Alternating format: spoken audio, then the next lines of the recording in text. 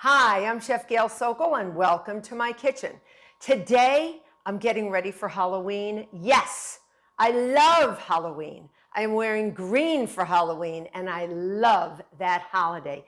It is spooky with witches and goblins, but more importantly, I'm going to be making a spooky chocolate cheesecake that's going to be your go-to for any holiday, but especially Halloween. And as the weather gets colder, don't you just love a denser, more chocolatey dessert? I know I do, all right? I had it with the fruit desserts. I'm into chocolate and really intense chocolate desserts. So this spooky chocolate cheesecake is amazing. It's a triple chocolate cheesecake. It's got a chocolate crust.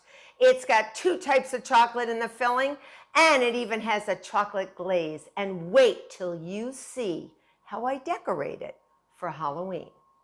But, my friends, before we get started, I'd like you to click that notification button.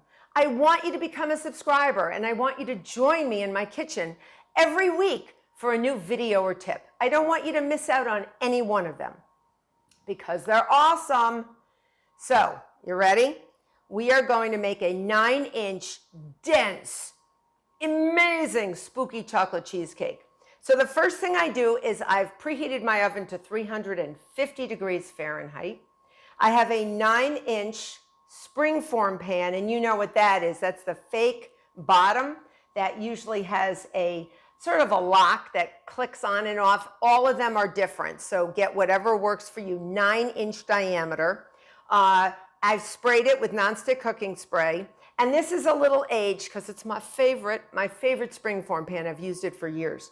And I always, when I make a cheesecake, some will actually ask you to wrap the pan in a very thick tin foil or aluminum foil. I'm not asking you to do that. I'm just asking you to put it on a sheet pan lined with foil, just in case you get a little butter that oozes out of the bottom. Remember, the springform pan has a false bottom. Even though it's locked in, sometimes things can leak out, and you don't want your oven to get smoky like Halloween. So I put it on a sheet pan, and I'm going to put it right here. We're getting ready to actually make our crust first.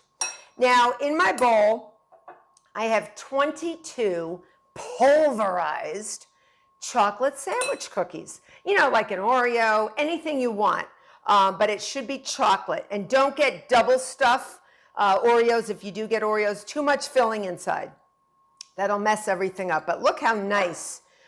It should look like dirt, okay, for lack of a better word. It should look like really pulverized dirt. You do not want any uncrushed cookie. So smash them if they do not smash up. And I usually do this in a food processor. Now I have 4 tablespoons of melted butter.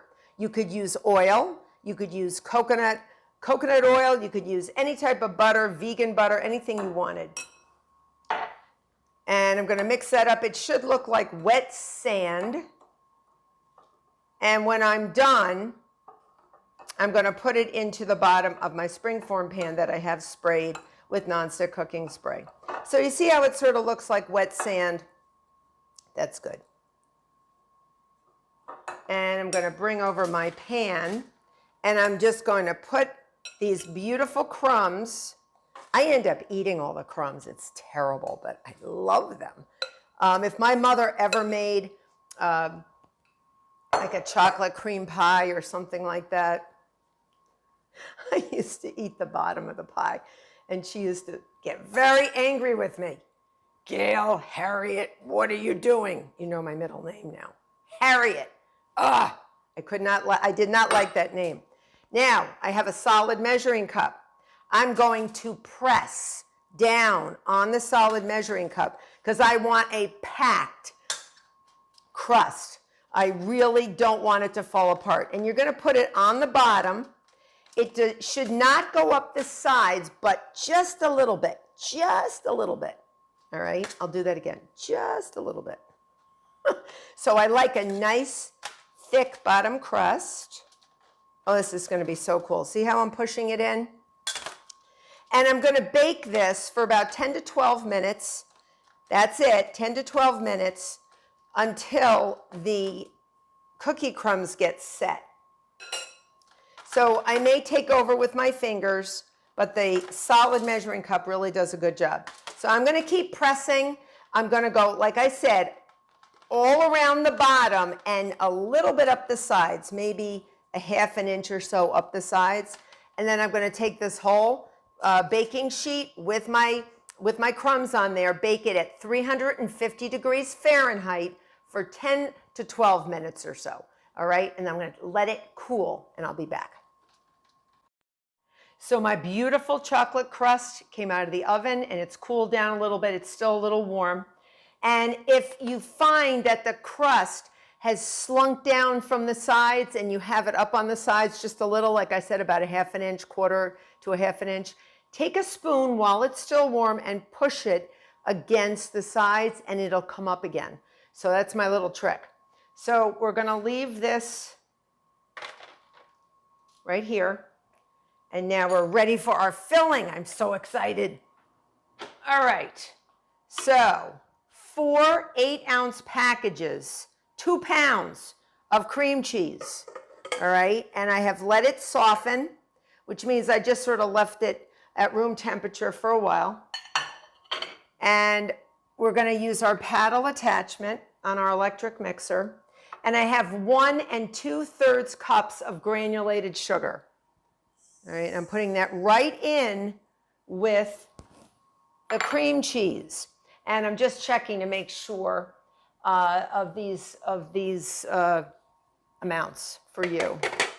Because I made this a lot before I got it just right. And now, just on low speed, move that around. All right. Now, I have a video on how to make the smoothest cheesecake ever. So I hope you watch it, because making a smooth cheesecake is a little bit daunting at times. When I was a little girl, I made my first chocolate cheesecake, and it was amazing. It wasn't this recipe, but I hadn't developed this one yet. It was the one from JFK, John F. Kennedy's presidential years, his personal chef. It was her cheesecake. And I did not let my cream cheese soften enough. So it was a dark chocolate cheesecake, and you cut it open, white clump, clump, clump, clump, clump. It was very embarrassing, but I was only 10. What did I know? All right, now I have sort of beat this up silly, and you can see it's creamy, but it's still a little lumpy. All right, so we're going to push it down from the side. This involves a lot of pushing down, and getting everything off the sides, getting everything off the paddle once you get going, okay? So, next, on low speed, you're going to do 1/4 cup of unsweetened cocoa powder. Get that in there. Not Dutch process, just your regular. If you wanted to use Dutch process, it would be fine. But you just want to get this in. Just 1/4 cup. It just adds a really nice richness to our cheesecake. I've also melted and slightly cooled 1 2/3 cups of semi-sweet chocolate chips. Yum. And we're going to put those in, but we're going to put our eggs in first. We have 4 eggs, and we are using the entire egg. And right now, I'm going to put in 1, and then I'm going to scrape down. So every egg that goes in, I crack them in a liquid measuring cup or something pourable with a spout, because I don't want to get any shell in there. I don't want to ever crack them directly into my mixing bowl. It's a bad habit to do for anything, whether it's a cake, cookie recipe, no matter what it is. If you do that, it will not end well, because sometimes shell gets in there, and we don't like that. No one wants unnecessary crunchies. Nobody. Especially when you have to lie and say, yes, there's nuts in this, and they're really eggshells. How terrible. So you can't do that now. especially with all the nut allergies. All right, so I'm not doing anything else with my fingers yet. Normally I would scrape down on the sides, but I'm gonna wait until my last egg. Then you'll see me really scrape down with my finger. This is your best tool, your hands.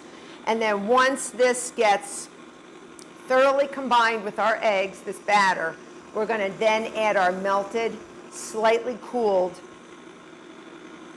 semi-sweet chocolate. And get high quality chocolate chips. Anything good that you like to eat, you should use. So, and you want each egg to get incorporated. And you want to use your paddle attachment. You don't want to use the whip. You don't want to get too much air into the cheesecake. Because a cheesecake, you don't want it to puff up. Japanese cheesecake is a different story. We'll make that another time. That's sort of like a meringue that's put into a cheesecake batter. All right, now, it's clean off the paddle time before we add our deep chocolate. All right, so I'm cleaning off my paddle on here. And now, here I go. I'm going to scrape around. I'm scraping around all sides, angles, nooks and crannies of my paddle. Everywhere, everywhere. You will be found, batter. Wherever you are, lumps and bumps will be found. All right, give that a quick go. All right, and now I'm slowly going to start adding this. And I'll show you. The batter is sort of a light brown now. Look at that. Look at that. 1 2/3 cup melted. All right. Oh, this is the most chocolatey cheesecake I've ever made. No offense to JFK's personal chef, but this one's amazing.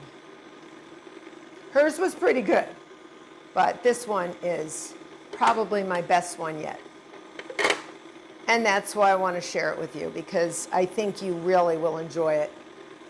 And the kids will enjoy it. And if you're having a Halloween party for the kids, for adults, everyone is going to love this cheesecake. Okay? So we got everybody in there. Ooh, yum. Everybody in there. And we're going to push this down. And then I'm going to show you it went 2 shades darker with that chocolate in there. 2 shades darker. Okay. Oh, yeah. All right, so let's see what we got. All right. So I'm going to put this on my plate. And I'm just going to move this around a little bit. I'm going to take my guard off and use my fingers again, scraping and getting, I see a little bit of cream cheese that has not blended in. You will come to the party and you will be immersed in the chocolate. Scrape it around. I'm a little crazy around chocolate. I can't help it, sorry. And I'm actually going to keep using this for a little bit. All right, so let's put it back in and we'll just do a little bit. And I think we are ready to bake a cheesecake.